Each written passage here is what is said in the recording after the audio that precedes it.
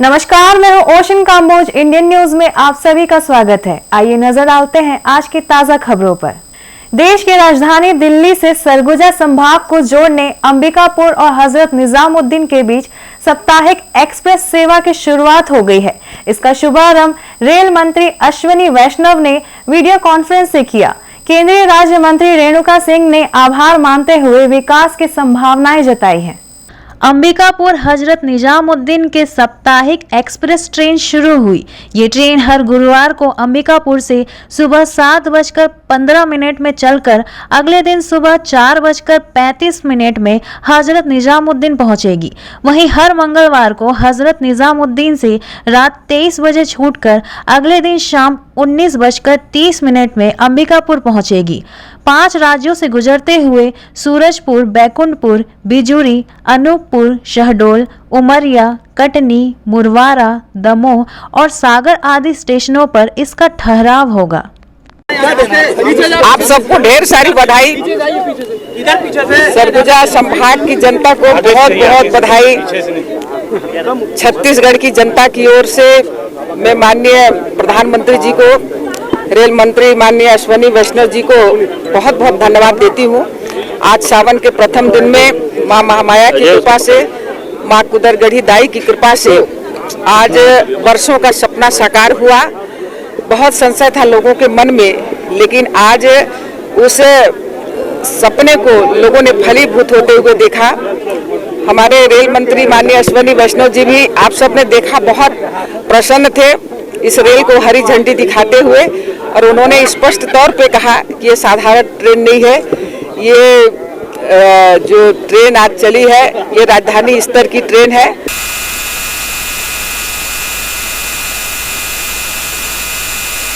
सहारा India के 4 डायरेक्टरों की गिरफ्तारी के बाद सहारा इंडिया द्वारा निवेशकों को राशि लौटाने प्रशासन को दिए गए 10 करोड़ रुपए के चेक बाउंस होने से खलबली मच गई है। पिछले कुछ दिनों से राशि वापस मिलने का इंतजार कर रहे निवेशकों को तगड़ा झटका लगा है। इधर प्रशासन का कहना है कि चेक बाउंस होने के बाद कंपनी को नोटिस जारी की गई है। सहारा इंडिया के 4 डायरेक्टरों को राजनांदगांव पुलिस ने 13 मई 2022 को न्यायालय में पेश किया था, जहां राजनांदगांव के निवेशकों का 15 करोड़ रुपए वापस करने के संबंध में शपथ पत्र कंपनी द्वारा दिया गया था। कंपनी ने 5 करोड़ रुपए तत्काल आरटीजीएस कर दिए थे। वहीं 10 करोड़ रुपए का चेक प्रशासन को दिया था, जिसके बाद सहारा के 4 डायरेक्टरों को जमानत मिल गई थी। सहारा की सहयोग company Saharia universal multipurpose society limited के 2 आरोपी मोहम्मद खालिद और शैलेश मोहन सहाय को लखनऊ से Sahara Q Shop Unique Production Range Limited के प्रदीप कुमार तथा Sahara Credit Cooperative Society Limited Lalji Verma को गिरफ्तार किया गया था। इन सभी के द्वारा शपथ पत्र देने के बाद सभी 4 डायरेक्टरों को जमानत पर रिहा कर दिया गया था। लेकिन अब चेक बाउंस होने की खबर सामने आने के बाद शासन और प्रशासन दोनों के होश उड़ गए हैं।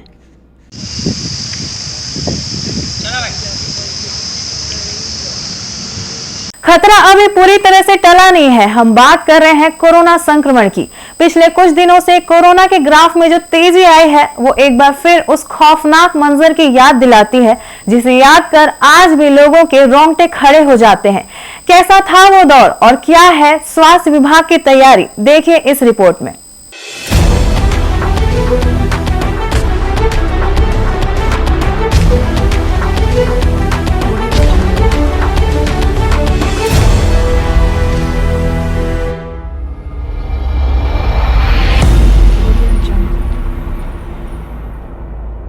चौबीस मार्च 2020 को पहले लॉकडाउन की घोषणा के बाद जिंदगी 4 दीवारों में कैद हो गई थी।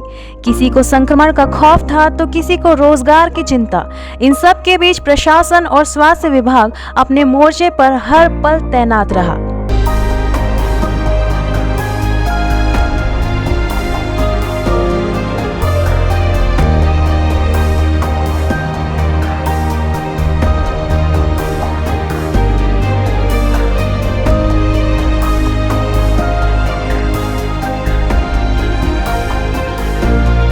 हमारे डॉक्टर्स हमको बच्चे को कैसे असेसमेंट करना है, कैसे उनका जो भी प्रॉब्लम है उनको कैसे हमको ट्रीटमेंट करना है, क्योंकि पहले भी हमने बहुत सारी प्रॉब्लम फेस कर चुके हैं।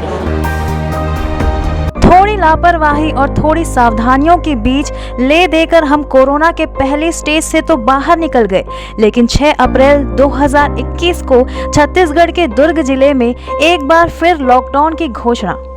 यह कोरोना के दूसरे स्टेज की खौफनाक दस्तक थी। जैसे कि हर वैक्सीनेशन सत्र में हम तैयार रहते हैं, उसी प्रकार से हमने तैयारी किया हुआ है। ऑब्जर्वेशन रूम में चिकित्सकों को विशेष प्रशिक्षण दिया गया है। सड़कें सूनी थी और अस्पताल के बेड फुल थे। शमशान में शव का दाह संस्कार लगातार जारी था।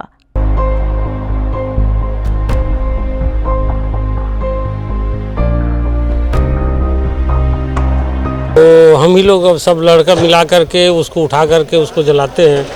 घर वाले उसके जो पैदा किए रहता है लड़का, वो भी छूने के लिए इनकार करते हैं। वहीं दूसरी ओर स्वास्थ्य अमला पूरी मुस्तैदी के साथ अपने मिशन में तो लगा था, लेकिन खुद को सुरक्षित रखने के साथ साथ लोगों की जिंदगी बचाना भी एक बड़ी चुनौती थी। उस खौफनाक मंजर की यह दास्तां आज भी लोगों के जहन में है। जहाँ तक हो सके हम कोशिश करें कि इन सारे गाइडलाइंस का हम पालन करें, ताकि हमारा भारत वो दौर दोबारा ना देखे जिसको देखना भी सपने में शायद अच्छा नहीं है। पिछले कुछ दिनों से कोरोना के ग्राफ में आई तेजी एक बार फिर स्वास्थ्य विभाग के सामने बड़ी चुनौती के रूप में खड़ी है। वर्तमान में दुर्ग जिले में कोरोना के केसेस लगातार बढ़ते जा रहे हैं। अभी हमारे पास 257 एक्टिव केस हैं और कोरोना के जो इतने भी केसेस बढ़ते जा रहे हैं, हम टेस्टिंग भी बढ़ाते जा रहे हैं।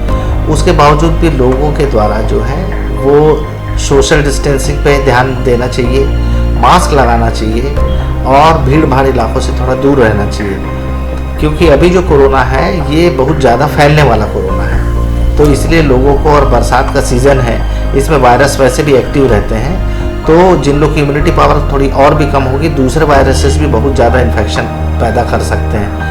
कोरोना संकट का दौर भले ही गुजर गया हो, पर अपने साथ साथ कई सीख और सबक भी दे गया है। ये सीख और सबक हमें बताते हैं कि हमें अपने साथ साथ हमारे आसपास के लोगों को भी कोरोना से बचाना है, साथ ही कोरोना से बचने के लिए उपाय करने हैं और अपने स्वास्थ्य पर भी ध्यान देना है।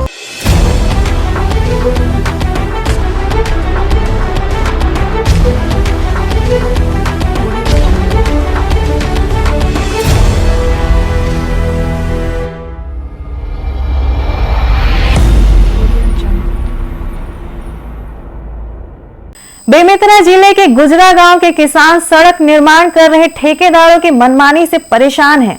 उनके खेतों में सड़क से निकले मलबों को डंप कर दिए जाने से खेती किसानी करने में उन्हें कई मुश्किलों का सामना करना पड़ रहा है।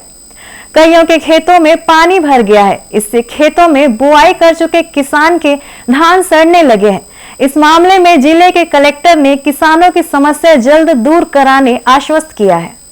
किसान धान के फसल उगाकर अपने परिवार का जीविका चलाते हैं। सोचिए यदि कोई ठेकेदार उनकी खेती किसानी में रुकावट पैदा करे तो फसल कैसे होगी, परिवार की आजीविका कैसे चलेगी। इन दिनों बालोद से मानपुर चौक राष्ट्रीय राजमार्ग निर्माण काम चल रहा है। यहाँ से निकले मलबे को ठेकेदार मनमानी पूर्वक खेतों में डंप कर रहा है। खेतों में भरा पानी बाहर नहीं निकलने से फसल सड़ने लगी है। किसानों के निवेदन के बाद भी ठेकेदार मलबा नहीं हटा रहा है। कलेक्टर ने जल्द खेतों से मलबों को हटवाने का निर्देश दिया है। बहरहाल अब देखने वाली बात यह है कि किसानों की समस्या कब दूर होती है। हाँ सर, हम लोग को बहुत समस्या है। हम खेती किसानी वाले आदमी हैं, तो डामरीकरण जो बन रहे थे वो रोड को उखाड़ कर हमारे खेत में डाल दिए बाईपास बनाने के लिए, अभी तक नहीं निकाला है सर। और हम लोग क्या है उसी से जीवन यापन करते हैं। आधा एकड़ से ज़्यादा कुछ ज़मीन हमारा बोलने के बाद जो थोड़ा सा हटाया उसके बाद ज्यों के त्यों रखा गया है सर। हाँ, मोर साथ में मोर डाल पुलियल पूरा बोत दी साहब, तो पानी पूरा ओवरफ्लो होकर दूसरा किसान के जो बोए बुआ खेत पूरा धान हसड़ा थे सर। हमारे खेत में चिकन माटी पाड़ रहे, रोड बना थे और पानी डूब गए, धान बो रहे थे पूरा सर गए नहीं है, वो डूब गए खाले खेत वाले मान के था हमरो ठेल दे, ओह भरे तो ठेल दे नहीं निकला थे, पटा गए रोहे में। अभी आपके माध्यम से जानकारी प्राप्त हुई है तत्काल संबंधितों को निर्देश किया जाएगा। अगर जो किसी की गड़बड़ी कारण हुआ होगा उन पर आवश्यक कार्रवाई भी होगी, लेकिन कृषकों का कोई नुकसान हो ऐसा नहीं होने दिया जाएगा, तत्काल कार्रवाई की जाएगी।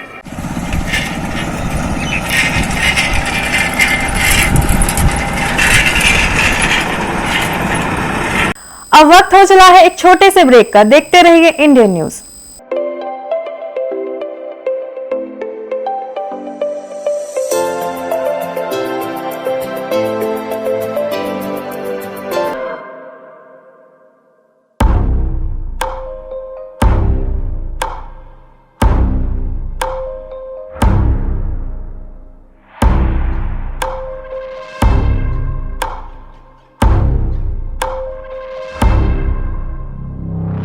प्रशिक्षण जो रोजगार दिलाए। Computer hardware, mobile servicing course, electronical course, electronics course, refrigeration, air conditioning course, छात्रावास की सुविधा। Indu technical institute, T market power house, जिला दुर्ग, छत्तीसगढ़। Mobile number 9827194279, 7415674157।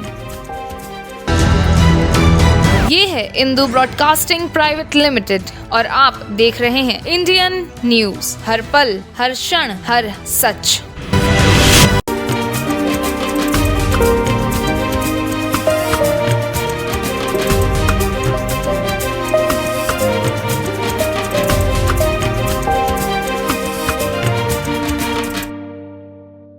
ब्रेक के बाद आप सभी का स्वागत है।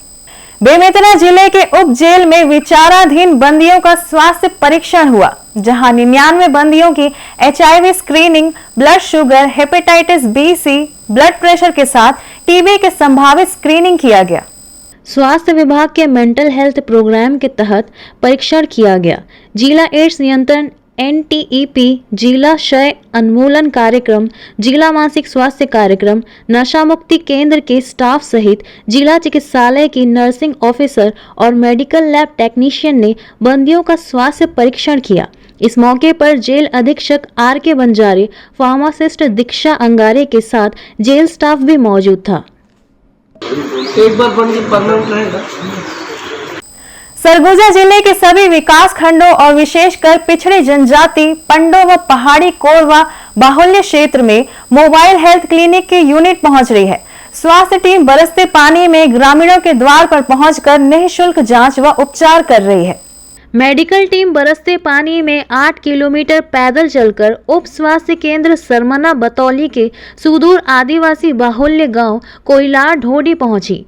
टीम ने यहां स्वास्थ्य शिविर लगाकर सर्दी, खांसी, बुखार और बदन दर्द आदि के कुल 51 कोरवा लोगों का निःशुल्क स्वास्थ्य जांच कर दवाइयां दी। ग्रामीण अपने गांव में निःशुल्क दवाई और इलाज की सुविधा पाकर गदगद हो गए। CHC बतौली के BMO डॉक्टर संतोष सिंह ने बताया कि स्वास्थ्य विभाग पहुंच विहीन क्षेत्रों में शिविर लगाकर बीमारियों का इलाज किया जा रहा है। हमारी हेल्थ टीम धीरे धीरे इस बारिश में भी उत्साह के साथ आगे बढ़ते हुए हमारे खंड चिकित्सा अधिकारी डॉक्टर संतोष सिंह सर सबको लीड करते हुए आगे बढ़ रहे हैं इस शिविर में। खरखरा सिंचाई नहर में मासूम की बहने से मौत हो गई थी। विधायक की पहल पर मृतक के परिजन को 4 लाख की आर्थिक सहायता प्रदान की गई। संसदीय सचिव कुंवर सिंह निषाद ने 24 घंटे के भीतर सहायता राशि का चेक देने पर सरकार और जिला प्रशासन का आभार जताया है।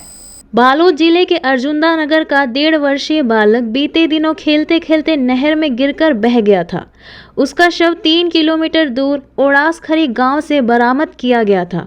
पुलिस ने शव का पोस्टमार्टम कराकर परिजन को सुपुर्द किया। गमगीन माहौल में मासूम का अंतिम संस्कार कर दिया गया है। साथ ही विधायक कुंवर सिंह निषाद ने सहायता राशि का चेक परिजनों को प्रदान किया। उन्होंने घटना को दुखद बताते हुए शोक संतप्त परिवार से मिलकर ढांढस बंधाया है।